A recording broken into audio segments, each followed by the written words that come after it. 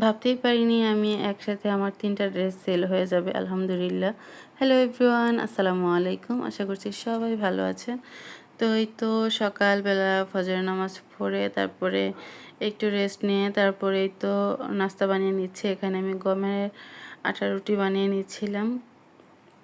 তো ইদানিং কেন জানি লাল আটা রুটিটা খেতেই খুব ভালো লাগে। তো মাত্র ২ জন মানুষ খাবো, তার জন্য মাত্র ৪টি রুটি বানিয়ে নিচ্ছিলাম এখানে আমি। তো রুটিটা বানানো হয়ে গেলে আমি তারপরে রান্নাবান্না চড়িয়ে দেব, যেহেতু এখন আর হাতে তেমন একটা সময় থাকে না।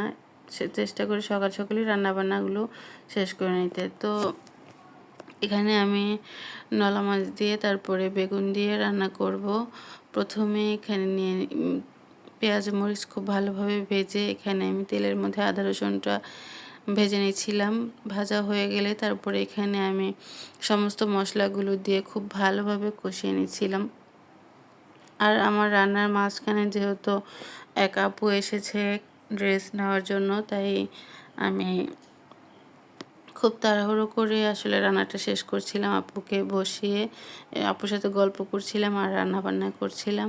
তো তারপরে তো মশলাটা কষিয়ে আমি আলুগুলো আগে খুব ভালোভাবে কষিয়ে নিচ্ছি, অনেকটা সময় নিয়ে কষিয়ে তারপরে বেগুনটা দিয়ে খুব ভালোভাবে উল্টে পাল্টে তারপরে নেড়েচেড়ে ঢাকনা দিয়ে ঢেকে খুব ভালোভাবে কষিয়ে নিয়েছি।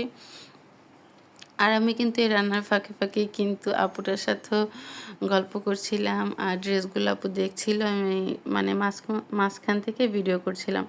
তো এখানে তো আমার তরকারিটা খুব ভালোভাবে কষানো হয়ে গিয়েছে, দেখুন বেগুনটাও কিন্তু একদম মানে গলে গিয়েছে।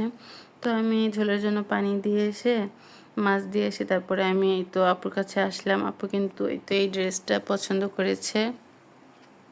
তারপর একটা বাটিকের ড্রেস নিয়েছে, মানে ২টা জমজম ড্রেস নিয়েছে আর একটা বাটিক নিয়েছে। আসলে ওই ২টার ভিডিও আমি করতে পারিনি, কেননা আপু ওগুলো ভালোভাবে দেখে তারপরে ভাঁজ করে নিয়ে নিয়েছে। তার জন্য আর আমি ওনাকে আবার কষ্ট করালাম না।